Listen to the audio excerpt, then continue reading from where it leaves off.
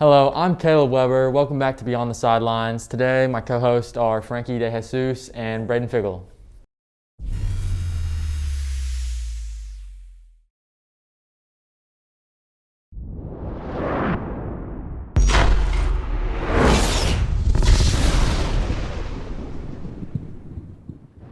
Sam Darnold traded to the Panthers for a sixth-round pick, next year's second and fourth-round pick. Braden, what do you think about that?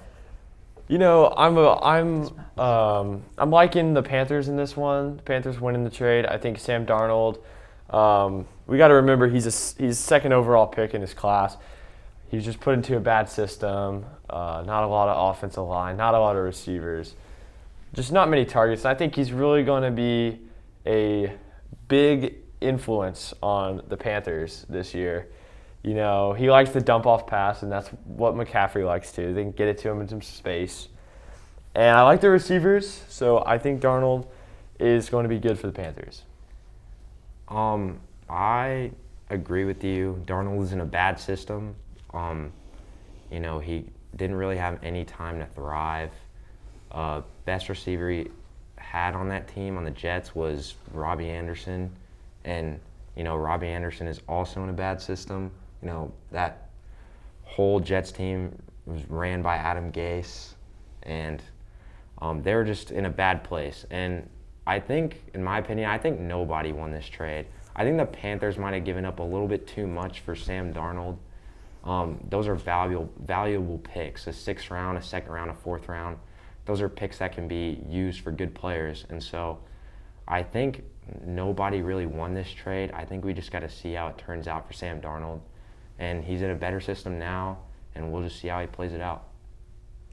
Baylor wins the national championship, beating Gonzaga 86-70. Frankie?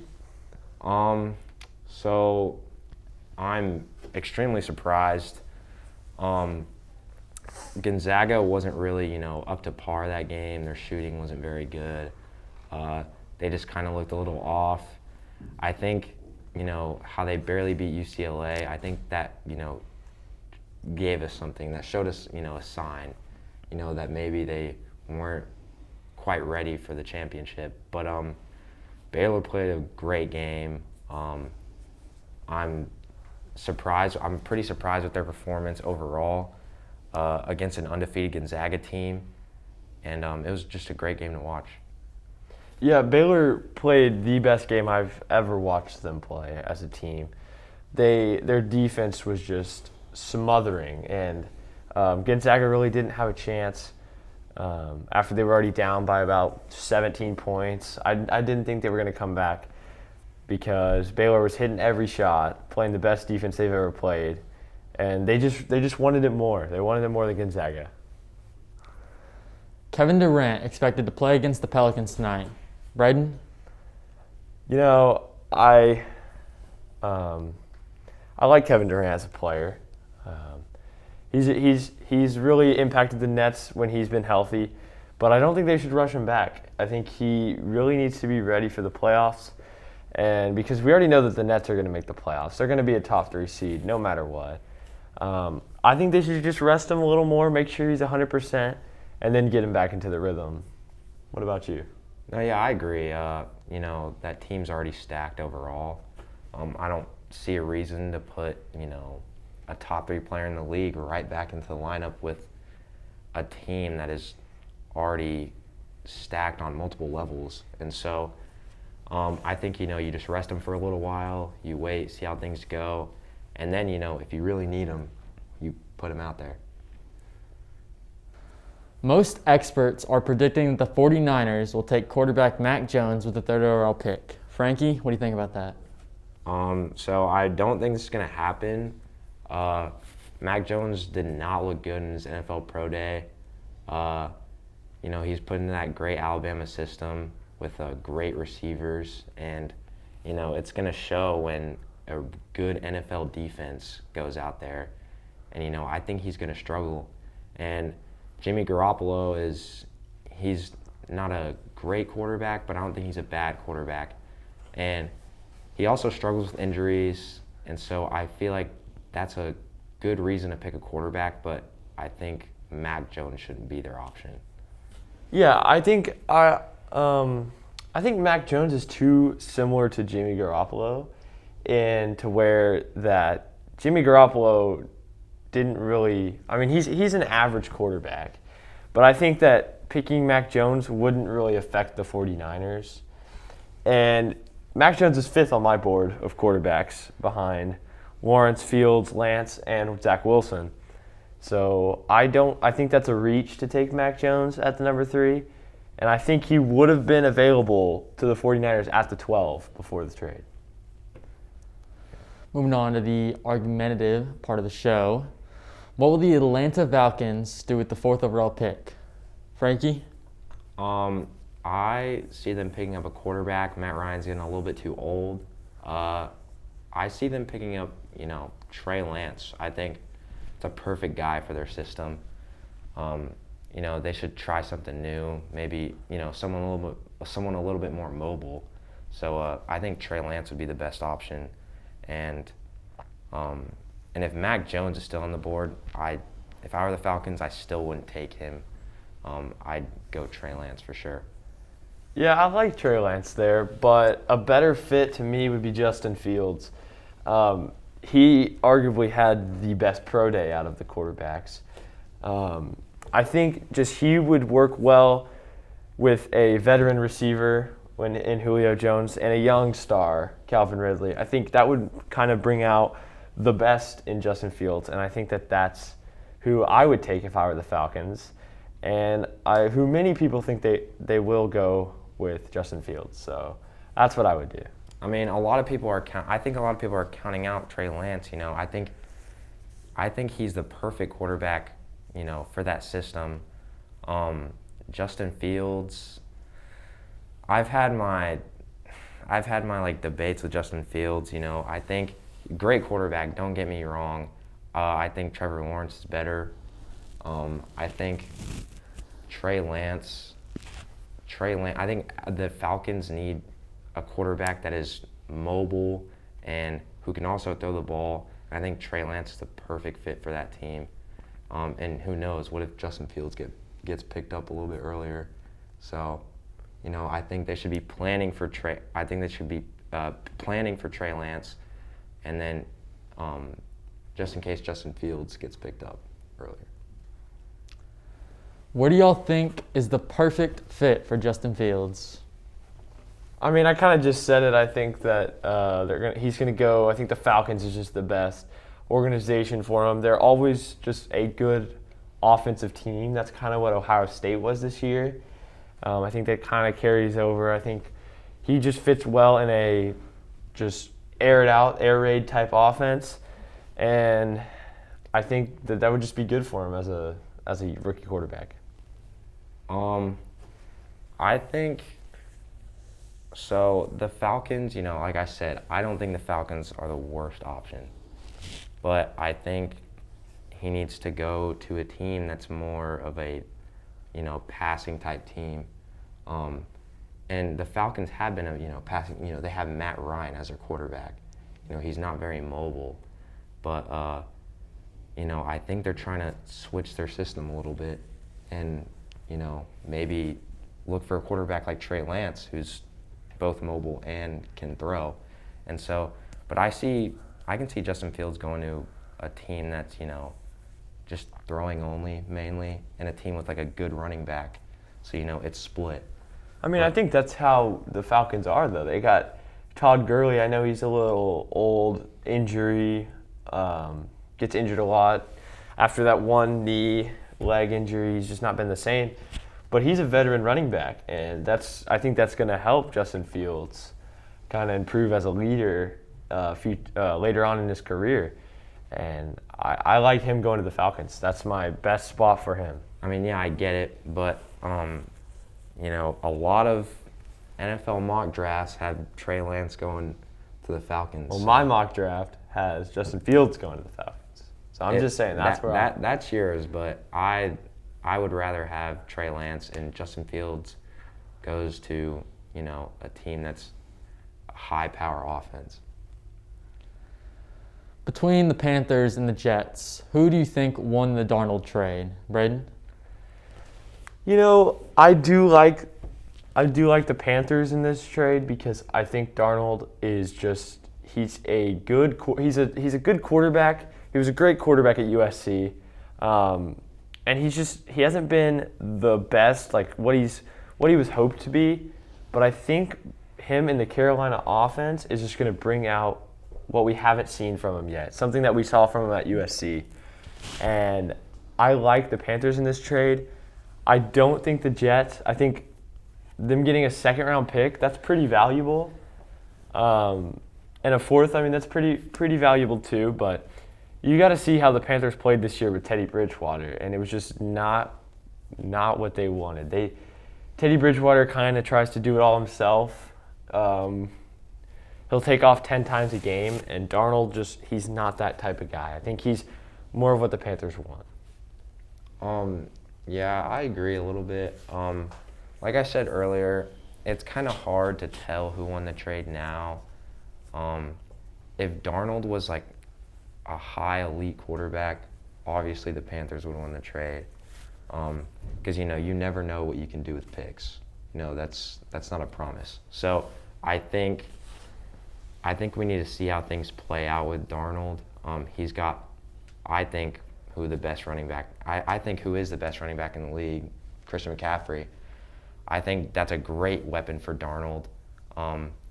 So we just got to see how things play out and see if Darnold can strive for the Panthers.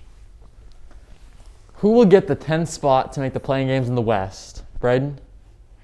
Right now, I got the Spurs. I like the Spurs. They're sitting at the 9, but they've been dropping a lot.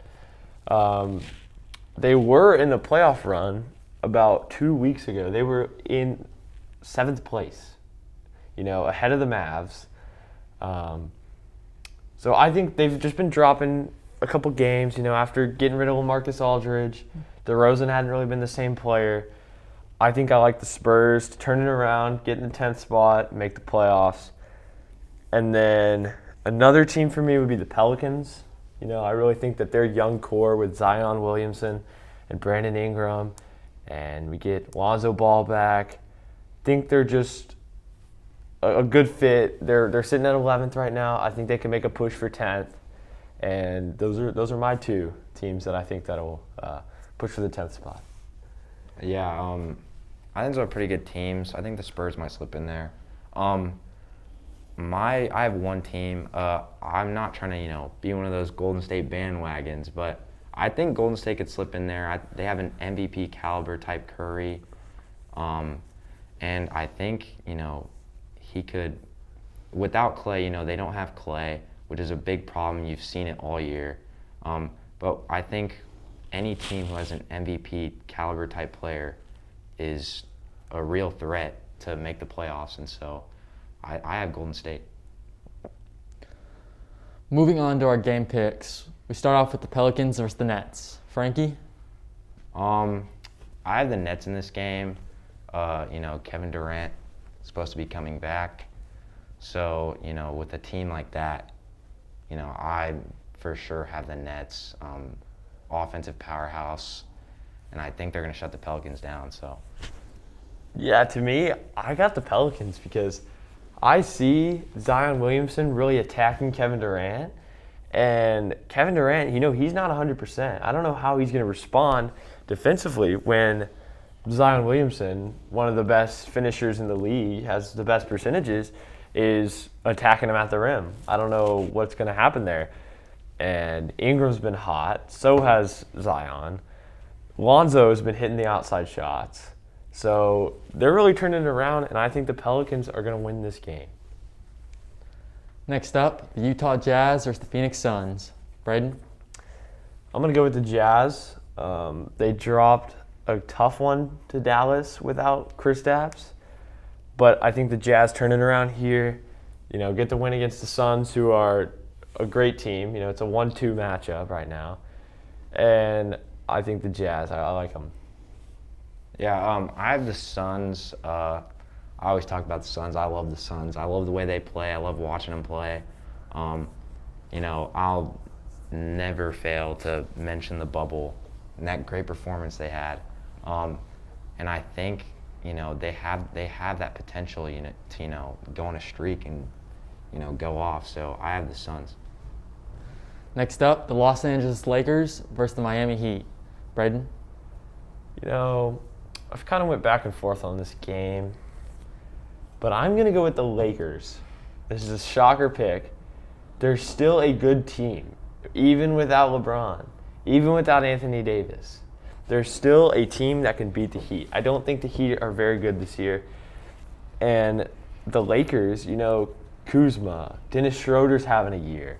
They got players that I think can get hot, and I think this is the game they're going to do it. I think they're going to shut down the Heat, hold Jimmy to under 20 points, and I really think Kuzma's going to step it up. I think, another player, I mentioned Schroeder earlier, he's averaging around 16 points a game, and I really didn't expect that when I saw the Lakers, so I think I got the Lakers. I have the Heat. I think it's a little bit of a long shot that you said the Lakers.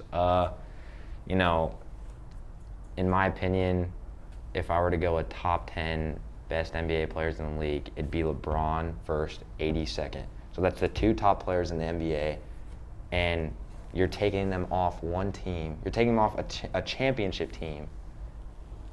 I mean, come on now. I have the Heat. Yeah, but it's just one game. It's not who's going to win a 7-game series. I understand. It's one game. I understand it's a one game, but who has the higher percentage to win that game without the two best players in the NBA? So I have the Heat. I love Jimmy Butler. I love the way they played in the finals. I love the way they've played all season. And I think, the Lakers don't have the two best players in the league, in my opinion. That's your opinion. Yours might be a little different. Like, you might have LeBron first. I got Giannis first. I think he's first, the which best I think is player. a long shot. He can't shoot, but that's a different conversation. Okay. Next up, we got the Phoenix Suns versus the Los Angeles Clippers. Braden? I like what you said earlier about the Suns. I think they really are a fun team to watch. They can get hot. I like how they played in the bubble. But the Clippers this year, I've liked watching the Clippers more than any team in the NBA. I really like the way they space the floor. I like Kawhi, getting everybody out of the lane and just attacking one-on-one, little isolation play. And I really like them. I like Paul George. He's been great. He's not in the bubble, so he's going to have good games because he was awful in the bubble. But I really like the Clippers. They just have that team that's just so fun to watch. I love watching them. This is going to be a great game because both of these teams are just, great teams at the top of the standings, fighting for a 2 seed. So I got the Clippers. I agree with you. I agree with you that this is going to be a good game. I think it's going to be a really fun game to watch, but I still have the Suns. I mean, don't get me wrong, the Clippers, great team, great defensive team. But you got to understand, Kawhi doesn't play every game. And so I think that's what kind of holds the Clippers back, and I've said this for a while. But I feel like the Suns will come out on top in this game. Next up, the Milwaukee Bucks versus the Dallas Mavericks. Frankie? I've talked down on the Bucks for a while. I don't think Giannis is the player that people say he is. Great in the paint. He can't shoot, and I feel like, a big man like Giannis, I consider him a big man. He can play power forward. He can even play the center position in my opinion. No, I totally agree with you there. The best big men in the league, they can shoot the ball. They can shoot the 3-ball. And so I think that's what holds Giannis back. If he wasn't so good in the paint, he wouldn't even be close to a top 20 player, in my opinion. But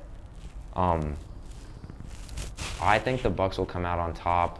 The Mavs, I like Luka, but he's a little bit inconsistent sometimes. Porzingis, a lot of the injuries have held them back in the past. The injuries in the past have held them back now. So I think the Bucks will come out on top.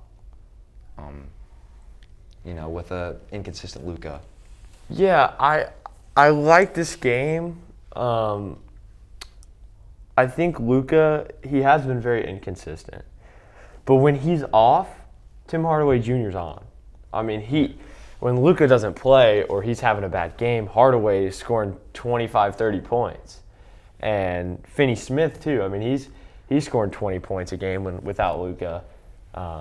If we can get Porzingis back and healthy by then, I think I like the Mavs in this game because, Luka, he's coming off an off game. I think he has a hot game, So I think that the Mavs are going to win. I don't think Giannis will have the best of games. He hasn't been playing really well lately since the All-Star break. And I just trust the Mavs. I trust the Mavs. Next up, the Portland Trailblazers versus the Utah Jazz. Frankie? I'm going to go Trailblazers with this game. I love Damian Lillard. Sometimes I debate if he's, on Curry's level. I think they might be the same player sometimes. I think Dame might even be better.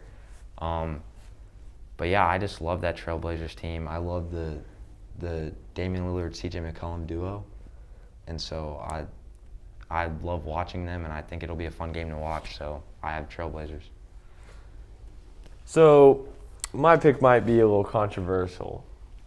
I think it's going to be a 20-point blowout win for the Jazz. I think that the Jazz just have pieced it together this year. You don't want to play the Jazz right now. And if you see the Jazz on your schedule, you're probably going to lose because they just have a team that works so well together. They're one of the only teams in the whole league that just constantly hits you with ball screens. And it's just so tough to guard when you got Donovan Mitchell, one of the best just coming off the driving to the basket, finishing players in the league, and then also Rudy Gobert, who can score around the rim. And I just think the Jazz are going to blow them out this game. Next up, the Philadelphia 76ers versus the New Orleans Pelicans. Braden? I like the Pelicans to beat the Nets, like I said earlier. I don't think they're going to win 2 in a row, though. I like the 76ers. I like Seth Curry. He's a great shooter, having one of the best seasons. Ben Simmons just attacking the basket. Harris shooting the 3. Danny Green. They just got perimeter players that can knock down the triple. And Joel getting in rebounds inside because he's back now. And he's scoring. Before he got injured, he was scoring 30 points a game with 12, 13 rebounds. I just don't see any way that the Pelicans can win. I'll agree with you with this game. Like you said about Zion earlier, I think it'll be fun to watch him in the paint with that good 76ers defense. But I'm going to have to agree with you. I think 76ers have it all together. I think Ben Simmons is playing better defense every single time I watch him. So I think it'll be a great game to watch, don't get me wrong, but I have 76ers also. Next up, we have the Los Angeles Lakers versus the Brooklyn Nets. Braden? Yeah, I had the Nets losing earlier and the Lakers winning earlier. So logic says if they're playing each other, you got the Lakers winning the game. But there's no way I see the Lakers getting hot twice in a row without their top 2 players. And the Nets going cold with their best 3 players all healthy. So I think this one is just going to be, don't even watch the game, 30-point win for the Nets. Big game. Again, I'm going to have to agree with you. I mean, this is an obvious pick. I'm definitely going Nets with, all their players. I think it'll be a blowout win. I think it'll be 25 points, 25, 30 points. Like I said earlier, when you don't have those top 2 players in the NBA on your team, you're going to fall apart somehow. It's going to show. So I have Nets. Next up, we have the Boston Celtics versus the Denver Nuggets. Frankie? I have the Nuggets. I think Nikola Jokic is best center in the NBA. I think he's better than Embiid.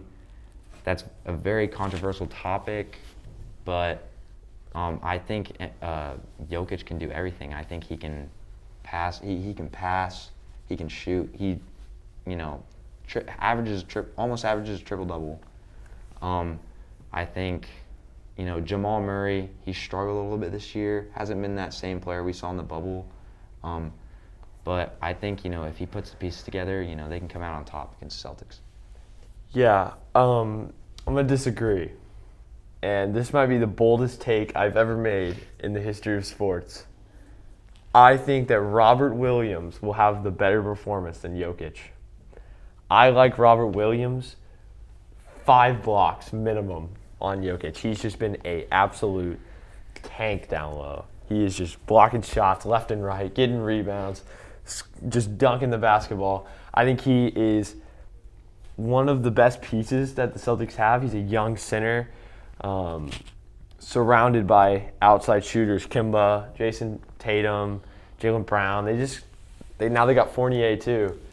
I think they're the better team in this one. I got the Celtics. Last but not least, we have the Miami Heat versus the Portland Trailblazers. Frankie? I said the Trailblazers going to win earlier. I think they're going to win again. 2 good teams, but I love Dame Dollar, and I'm not going to give up on him, so I have Trailblazers. Yeah, I like the Trailblazers. They're one of the best offensive teams in the league, but they're one of the worst defensive teams in the league. And the Heat are just one of the best defensive teams in the league, and not so much good of an offensive team. So I think this is just a game where you can flip a coin, and that's who's going to win the game. I honestly don't have a right answer for this one, but I'm going to lean towards the Heat in this one because of Jimmy Butler, and I think that there's just nobody on the Trailblazers that can guard him. And I think Adebayo's athleticism he's great. I mean, he's going to get a double-double easily, and I think that the Heat are going to win this game. They're going to be the Trailblazers. That's all for Beyond the Sidelines. This is Caleb Weber, and thank you for watching.